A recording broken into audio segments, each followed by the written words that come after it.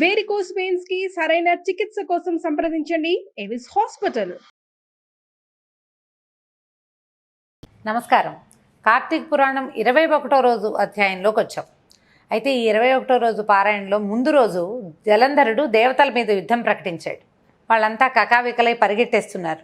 ఏ మూల దాగినా సరే వాళ్ళని మేరుపర్వతం దాకా వెళ్ళిపోయాడు. వాళ్ళని బయటికి లాగి సంహరించేందుకు ఉద్యుక్తుడవుతున్నాడు. దేవతలంతా కూడా విష్ణుమూర్తిని పరిపరి విధాలుగా ప్రార్థన చేశారు. ఎన్నో స్తోత్రాలు చేశారు.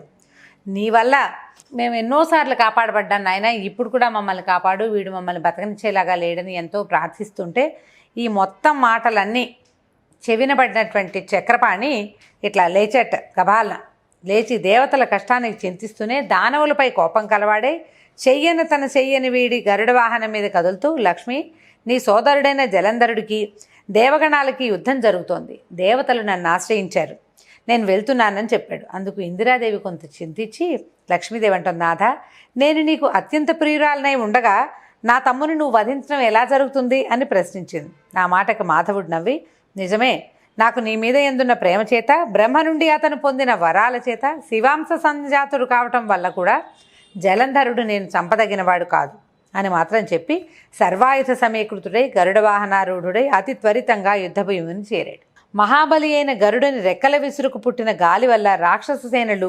మబ్బుతునకల్లాగా చెల్లాచెదరై నేలకు రాలిపోవటం మొదలెట్టారు. అది గుర్తించిన జలంధరుడు ఏం చేశాడు, ఆగ్రహంతో ఆకాశానికి బాణాలతోటి పెద్ద అడ్డుకట్టలాగా నిర్మించాడట. అంటే ఆయన రెక్కల విసురు వీళ్ళకి తగలకుండా చేశాడనమాట. మహానుభావుడైన శ్రీ మహావిష్ణువు జలంధరుని యొక్క జెండాని, రథచక్రాలని, ధనుస్సుని చూర్ణం చేసేసాడు బాణాలతోటి. అనంతరం అతని గుండెల మీద పెద్ద బాణాన్ని గట్టిగా నాటుకునేలాగా వేశాడు.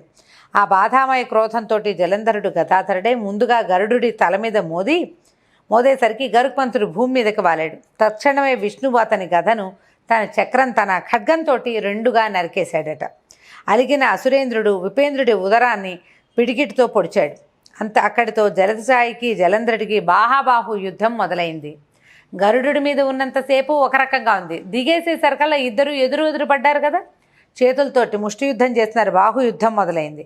ఆ భుజాస్ఫాలనాలకు, ముష్టిఘాతాలకు, జానువుల తాకిళ్లకి భూమి మొత్తం ధ్వనిమయం అయిపోయిందట.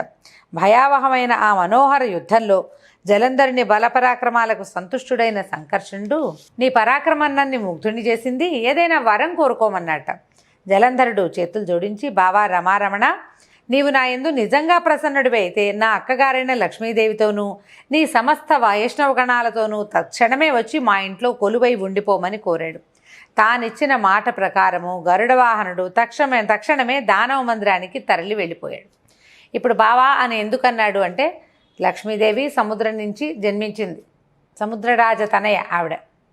అదే సముద్రంలో నుంచి ఇతను కూడా జన్మించాడు కాబట్టి సోదరులు అయ్యారు వరసకి. వాళ్ళు ఒకే చోట నుంచి జన్మించడం వల్ల అంచేత ఆయన పిలిచేసరికల్లా విష్ణుమూర్తి ఏం చేశాడు, తన తాలూకు సేనలతో వెళ్ళి దానవ మందిరంలో ఉండిపోయాడు. సమస్త దైవస్థానాల్లోనూ రాక్షసుల్ని ప్రతిష్ఠించాడు జలంధరుడు. దేవసిద్ధ గంధర్వాదులు అందరి వద్ద ఉన్న రత్న సముదాయాన్ని అంతటినీ స్వాధీనపరుచుకున్నాడు. వాళ్ళందరినీ తన పట్టణంలోనే పడి ఉండేటట్లుగా చేసుకుని తాను త్రిలోక ప్రభుత్వాన్ని నెరపడం మొదలుపెట్టాడు. ఈ విధంగా జలంధరుడు లక్ష్మీనారాయణలను తన ఇంట కొలువుంచుకుని భూలోకమంతటినీ ఏకఛత్రాధిపత్యంగా ఏలుతూ ఉండగా విష్ణుసేవా నిమిత్తంగా నారదుడు ఒకసారి జలంధరుడి నివాసానికి వెళ్ళాడు. అయితే అక్కడికి వచ్చి నేను వెళ్ళానని చెప్తున్నాడు అనమాట నారద మహర్షి. నేను అలా జలంధరుడి ఇంటికి వెళ్తే అతను నన్ను శాస్త్రవిధిగా సత్కరించి, నువ్వు ఎందుకు వచ్చావు, ఎక్కడి నుంచి వచ్చావు, ఏమేం లోకాలు చూసావు, నువ్వు వచ్చిన పని ఏమిటో చెప్పు అని అడిగాడు. అడిగేసరికల్లా యోజన పరిమాణము పొడవు కలిగింది, అనేక కల్పవృక్షాలు, కామధేనువులు కలది, చింతామణులతో ప్రకాశవంతమైంది అయినటువంటి కైలాస శిఖరం మీద పార్వతీ సమేతుడైన పశుపతిని నేను సందర్శించాను. ఆ వైభవానికి దిగ్భ్రాంతిని చెందాను. అంతటి సంపద కలవారు మరెవరైనా ఉంటారా అని ఆలోచిస్తే త్రిలోక చక్రవర్తిపైన నువ్వు స్ఫురించావు. నీ సిరి సంపదల్ని కూడా చూసి నువ్వు గొప్పవాడివో ఆ శివుడు గొప్పవాడో తెలుసుకోవాలని ఇలా వచ్చాను. అన్ని విషయాల్లోనూ మీ ఇద్దరు ధీటుగానే ఉన్నారు. ఒక్క స్త్రీరత్నపు ఆధిక్యత మాత్రం ఆయనకి ఎక్కువ ఉందన్నమాట. ఒక్క స్త్రీరత్నపు ఆధిక్యత వల్ల నీకంటే ఆ శివుడే ఉత్కృష్ట వైభవోపేతుడిగా కనిపిస్తున్నాడు. మీ ఇంట్లో అంటే నీ దగ్గర అప్సరసలు ఉన్నారు, నాగకన్యలు మొదలగు దేవకాంతలు ఎందరైనా ఉండుగాక, వాళ్ళంతా ఏకమైనా సరే ఆ ఏణాంకధారికి ప్రాణాంక స్థితగా ఉన్నటువంటి పార్వతీదేవి ముందు ఎందుకు కొరగారు? కళ్యాణాత్ పూర్వం వీతరాగుడైనటువంటి విషమాంబకుడు సైతము ఏ విద్యుల్లతా సౌందర్యాన్ని అరణ్యంలో భ్రామితుడై చేప అంటే ఎంత పొడుగ్గా చెప్తున్నారో చూడండి.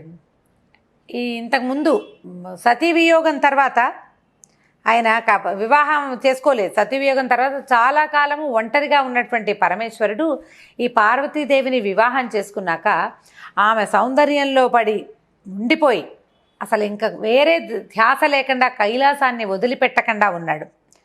ఎట్లా అంటే ఎలా చెరువును పడ్డ చేపలాగా అయిపోతాడు ఆయన కైలాసాన్ని విడితే. అంత అత్యద్భుతమైన సౌందర్యవతి ఆవిడ. దాని తోడు నిత్యము ఏ పార్వతీదేవిని పరిశీలిస్తూ ఆమె అందానికి సాటి తేవాలనే నిశ్చయంతో బ్రహ్మదేవుడు అప్సరగణాన్ని సృష్టించాడో ఆ అప్సరసలందరూ కూడా ఉన్న గుంపంతా అప్సరస సమూహం అంతా కూడా ఏకమైనా కూడా పార్వతీదేవి అందం ముందు దిగదుడిపే. నీకెన్ని సంపదలున్నా కూడా అలాంటి సౌందర్యవతి అయిన సాధ్వీమణి లేకపోవటం వల్ల ఐశ్వర్యవంతుల్లోకి శివుడే ముందువాడు, నువ్వు రెండో వాడివే. స్త్రీరత్నం ఉండాలి కదా ఎవరికైనా. ఎంత సంపద ఉన్నా కూడా మహాద్భుతమైన సౌందర్య రాశి అయినటువంటి ఇల్లాలు ఉంటేనే వాడు గొప్ప, శివుడు గొప్ప, నువ్వు ఆయన తర్వాత వాడివి. మిగిలిన ఐశ్వర్యం మీ ఇద్దరిది ఒకటే ఉంది, కానీ ఈ రత్నాధిక్యత మాత్రం ఆయన దగ్గరే ఎక్కువగా ఉంది అని చెప్పేసి నేను నా దారి నేను వచ్చేసాను అంటే జలంధరుడికి ఎక్కదీసి నీ దగ్గర అనర్ఘరత్నంగా చెప్పబడేటువంటి స్త్రీరత్నం లేదు, ఆవిడ పరమేశ్వరుడి దగ్గర ఉంది అని చెప్పేసరికల్లా తన యందు లేని వస్తువు ఎవరి దగ్గరైనా ఉంటే లాక్కోవాలనే గుణము ఆసురీ గుణం, దానవుల యొక్క లక్షణం. అందులో ఉచ్చనీచాలు, పూర్వాపరాలు, యుక్తాయుక్త విచక్షణ జ్ఞానాలు అలాంటి వాటికి తావులేదు. ఇతరుల వస్తువుని లాక్కోవాలనే గుణం, ఆ గుణాన్ని ప్రేరేపించాడు నారదుడు. ప్రేరేపించి నేను వచ్చేసానని చెప్తున్నాడు. అయితే కాముకుడికి యుక్తాయుక్త విచక్షణ జ్ఞానాలు ఉండవు. పార్వతీ సౌందర్య ప్రలోభుడైన జలంధరుడు మన్మథ జ్వరగస్తుడయ్యాడు. తర్వాత ఏం చేశాడు ఈయన? విష్ణుమాయామోహితుడైనటువంటి జలంధరుడు సింహికానందనుడైన రాహు అనేవాడిని చంద్రశేఖరుడి దగ్గరికి దూతగా పంపించాడు. రాహుని పంపాడనమాట. శుక్లపక్షపు చంద్రునిలాగా తెల్లగా మెరిసిపోతూ ఉండే కైలాస పర్వతాలన్నీ తన యొక్క కారు నలుపు దేహకాంతులు సోకి నల్లబడుతూ ఉండగా రాహు కైలాసాన్ని చేరాడు. తన రాకను నందీశ్వరుని ద్వారా నటరాజుకి కబురు పెట్టాడు. ఏ పని మీద వచ్చావు అన్నట్టు కనుబొమ్మలతో కదలికతోటే ప్రశ్నించాడట పరమేశ్వరుడు. రాహు ఏం చెప్పాడంటే, ఓ కైలాసవాస, ఆకాశంలోని దేవతల చేత పాతాళంలోని ఫణుల చేత కూడా సేవింపబడుతున్నవాడు, ముల్లోకాలకి ఏకైక నాయకుడు అయినటువంటి మా రాజైన జలంధరుడు ఇట్లా ఆజ్ఞాపించాడు. హే వృషధ్వజ, వల్లకాట్లో నివసించేవాడివి, ఎముకల పోగుల్ని ధరించేవాడివి, దిగంబరివి అయిన నీకు హిమవంతుని కూతురు అతిలోక సౌందర్యవతి అయిన పార్వతి భార్యగా పనికిరాదు. ప్రపంచంలోని అన్ని రత్నాలకు నేను రాజునై ఉన్నాను కాబట్టి స్త్రీరత్నమైన పార్వతిని కూడా నాకు సమర్పించు. ఆమెకు భర్తనయ్యేందుకు నేనే అర్హుణ్ణి కానీ నువ్వేమాత్రమూ తగవు అని జలంధరుడు చెప్పాడని రాహువు పరమేశ్వరుని చెంత చెప్పాడనమాట. ఇలా చెప్తూ ఉండగానే ఈశ్వరుని కనుబొమల ముడి వలన రౌద్రాకారుడైన పురుషుడు వేగవంతమైన పిడుగుతో సమానమైన ధ్వని కలిగిన వాడొకడు ఆవిర్భవించాడంటే పరమేశ్వరునికి కోపం వచ్చింది. కనుబొమ్మలు ఇట్లా దగ్గరకు వచ్చినాయి. మూడో కన్ను తెరుచుకోలా, కొద్దిగా కనుబొమ్మల దగ్గరకు వచ్చేసరికి ఒక పెద్ద స్వరూపంతో ఒక ఆయన బయటకు వచ్చాడు.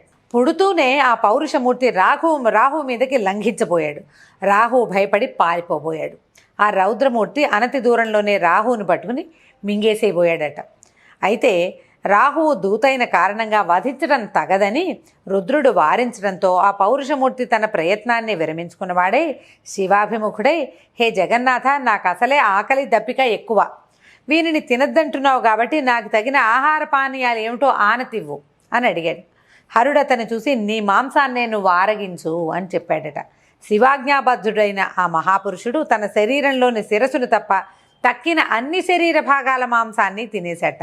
శిరస్సు ఒకటే మిగిలిన ఆ మహాపురుషుని పట్ల కృపాళుడైనటువంటి కంఠకాళుడు, నీ భయంకర కృత్యానికి సంతుష్టుడయ్యాను, ఇక నుంచి నీవు కీర్తిముఖుడు అనే పేరుతోటి విరాజిల్లమని ఆశీర్వదించాడు. ఓ పృథురాజా, తదాదిగా ఆ శిరోవశేషుడు అంటే శిరస్సు మాత్రమే మిగిలినటువంటి ఆ మహానుభావుడు శివ ద్వారాన కీర్తిముఖుడుగా ప్రకాశిస్తున్నాడు. అంతేకాదు ఇకపై ముందు నిన్ను పూజించకుండా నన్ను అర్చించిన వారి పూజలన్నీ వృధా అవుతాయి కాబట్టి నన్ను అర్చించదలిచిన వారు ముందుగా కీర్తిముఖుని పూజించి తీరాలని పరమేశ్వరుడు శాసించాడు కూడా. అలా కీర్తిముఖగ్రస్తుడు కాబోయినటువంటి రాహువును శివుడు బర్బర స్థలమందు విముక్తుణ్ణి చేయటం వల్ల తదాదిగా రాహువు బర్బరనామధేయంతో ప్రసిద్ధి చెందాడు. ఆ మీదట రాహువు తనకది పునర్జన్మగా భావించి భయవిముక్తుడై జలంధరుడి దగ్గరికి వెళ్ళి జరిగిందంతా పొల్లుపోకుండా చెప్పాడు. ఈ కీర్తిముఖుడు అనే దాన్ని మనం ఎక్కడ చూస్తామంటే, సాధారణంగా మనం గృహప్రవేశాలు ఇల్లు అవి కట్టుకుంటున్నప్పుడు ఒక రాక్షసుడి ముఖం లాంటిది మనం పెట్టుకుంటూ ఉంటాం. గమనించండి, దృష్టి తగలకుండా ఉంటుందని భావించి పెడతారు. దాన్ని కీర్తిముఖుడు అంటారు ఆ ముఖాన్ని. ఆయన ఏంటంటే పరమేశ్వరుని కనుబొమలోంచి జన్మించాడని, పరమేశ్వరుని ఆజ్ఞ ప్రకారం తన శరీర భాగాల్ని తనే తినేశాడని, ఆయనని గనక మొదట తలుచుకుని ఆయన్ని గృహద్వారంలో గనక పెట్టుకుంటే పరమేశ్వర ఈశ్వరానుగ్రహం లభిస్తుందని చెప్తారు. ఆ కీర్తిముఖి సంజ్ఞతో చెప్పబడతాడనమాట. ఆ కథతోటి మనం 21 నాటి పారాయణని పూర్తి చేసుకుంటున్నాం. రేపు 22వ అధ్యాయంలో మళ్ళీ కలుసుకుందాం. నమస్కారం.